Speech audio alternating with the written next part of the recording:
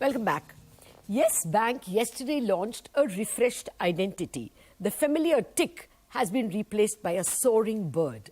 In the words of the Managing Director Prashant Kumar, and I quote, "We embark on a journey with a refreshed brand identity and a new narrative that resonates with the values of Yes Bank today," end of quote.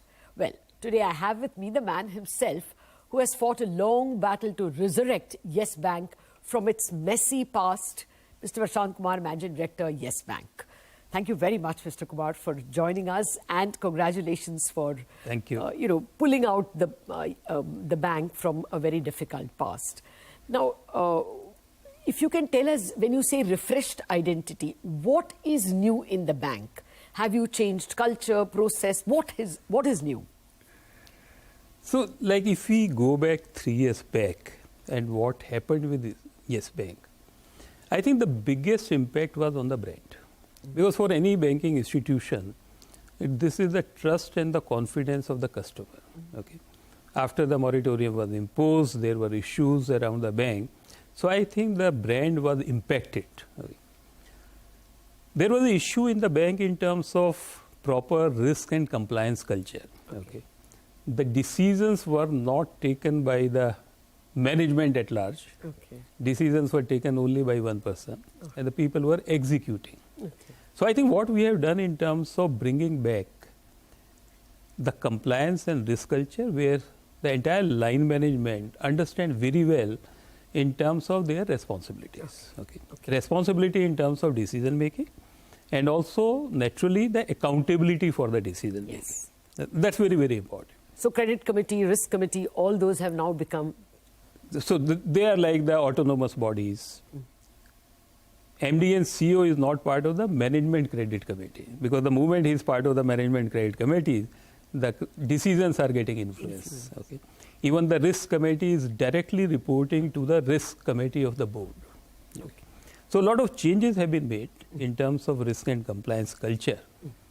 And we were actually introspecting what we have to do with the brand.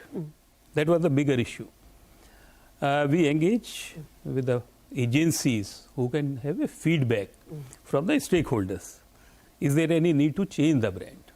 But I think unequivocal feedback was there is absolutely no issue in terms of name of the bank. Okay. Because there was a discussion, should we change the name of the bank? Okay. There people were very, very confident in terms of this tick mark. Okay. And the red and blue color. Okay. So for us, but the feedback was that the changes which have been made in Yes Bank, that is not reflected correctly through the logo, which was designed almost 20 years back. Okay. Similarly, if you see in terms of clientele, this is a new India, digital India. Yes. So whether this logo would resonate with the customers of today, I think that was the feedback. Oh, right. Okay, I get that. And I must say, many congratulations, although Reserve Bank helped with the restructuring and SBI helped with the money, and so did many other banks. The hard work had to be done by you. What was your mantra or your strategy now for a changed bank? When you say it has to appeal to youngsters, what is new?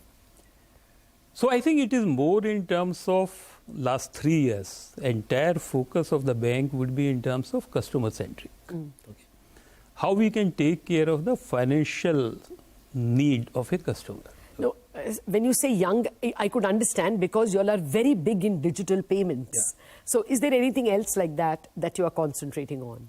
So today, like if you see the most of our population, irrespective of age, they are very digital savvy. Yes. So even today, like a person with 50 years or 60 years, I think they're very comfortable by using the digital media. Yeah, UPI or whatever. Everything. So I think as a bank, we need to understand that we are talking to the customers who are digital savvy. Okay. So I think this particular brand is also in terms of digital friendly. Okay, got it. All right. Let me come to the, the P&L and the balance sheet. How much of the legacy problems are still with you? I think we have solved all the legacy issues, but I would call out two major things. Okay. One would be that we are carrying in our balance sheet a net NPA of 0.8% and the security receipt of 1.6%. It means 2.4% of the net NPA and the security receipt, the carrying value of security receipt, have to be provided over a period of time unless they are neutralized by the recoveries. Okay. But I think this 2.4%, which translates into, say, 4,500 over a period of 3 years. Okay. And we are quite confident that every year the recoveries would be far more than the requirement on this count. All right. Oh, you already saw recoveries in the security receipts? Yes. Okay. So last quarter, actually the first quarter of the calendar year, March quarter, we got 1,100 crores of recoveries from the security receipt. All right. And the second legacy issue, I would be saying, which is a very, very big issue, which most of us or in the system we would not be knowing, there is a drag of almost 35 basis point on ROA from the shortfall in the priority sector. Okay. So 35 basis point on ROA is a very big thing, and the bank was not able to take care of this. So I think this year we have started our journey in terms of taking care of the So from RIDF, you will invest, you will actually lend to borrowers? We would lend to borrowers. We would also like to see an opportunity in terms of inorganic growth. Okay. So both organic and inorganic.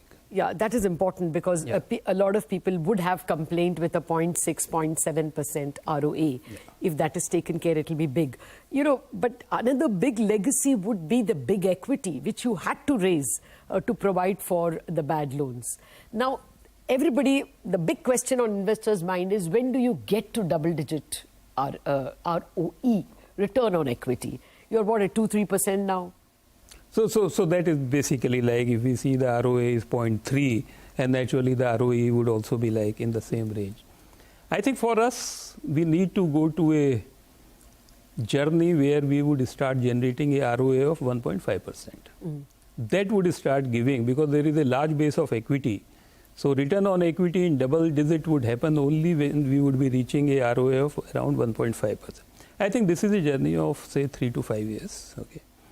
Because from where the bank had started, I think we need to appreciate this part, of course, that this is a journey and we should not make any mistakes in this journey. No, we shouldn't.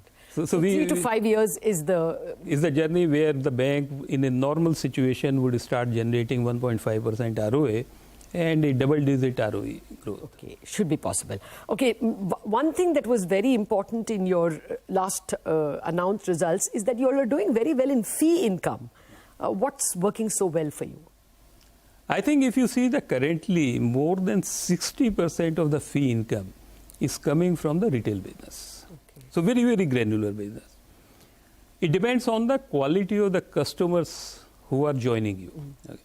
Every month today we are getting more than 130,000 new customers on the CASA deposits. Okay. So I think the fee on the retail side is mostly coming from the trade fee. This is coming from interchange fee, which is a very, very large portion. Okay. And also this is coming from the cross sales. Okay. Your margins, I mean, that obviously was very good. I think it was an 8-year high you did in terms of margins. Does this look like the peak, or you think you can continue with what, 2.8? I think there is still a room for more than 100 basis points on the margin improvement. Because one, like our CASA ratio is around 30%. Okay. Now for any bank, going upward in terms of 35-40% is a roadmap which we can definitely reach. That would be a big contribution for improvement in the margin. What is the timetable for that? So when we are talking about a ROA of 1.5% in 3 to 5, I think this is also going along with the improvement in the CASA ratio. The second also in terms of that currently, we don't have any high yielding asset class. Like if we see our competitors, everybody would be having a microfinance. Everybody would be having a very large credit card businesses, which we don't have. So I think this year we are exploring in terms of a inorganic growth by acquiring a microfinance institution. Okay, all right. So that will be big. But right now, 2.8 in the coming quarters, you will be able to manage, or? No, I think the way the rate of interest cycle is there, and there would be a lot of repricing of the deposits. So I think in the very near term, say in a quarter or two, the NIMs would be constantly under pressure. But I think over a period of say 6 to 8 quarters, there would be perceptible improvement in the NIMs. All right. What your cost to income is higher compared to competing banks. Yeah. Is there any timetable to bring that down? So again, like if we just see the cost to income in two slightly different ways, our cost would be at par with our peer banks. So our cost currently is around 2.6% to assets, which would be comparable with the peers. Our issue is more from the income side. So like I was sharing, there is a huge impact because of not meeting the PSL in one of the categories. Also in terms of not having any high yield asset class. And also in terms of a deeper penetration into our existing products. So if we go for a home loan, can we go for affordable? If we are doing the car loan, can we gradually move towards the second hand car loan? All right. An important question which I should have asked you. Have you already identified your microfinance target? No, so this year basically it's in terms of we are looking for the opportunities. It takes time. Yes. But we are already... no shortlist? Not yet. Not yet. Yes. All right. So we will look forward to that. That's a big one. I think the big legacy issues are the 81 case which is in the Supreme Court. And, how that might impact. Any thoughts at all? No, I think we are actually, the case is sub judice. Not proper for me to make any comment. But one thing I would like to say, everything has been done in accordance with the regulations. And that is also supported by the affidavit which have been filed. Rather, I would be saying the appeals. Filed by both Reserve Bank of India and Government of India in Supreme Court of India. Thank you very much, Mr. Kumar, for coming to our studios for this interview. Thank you. Well, that's it on this edition of Bazaar. Up next is Chartbusters.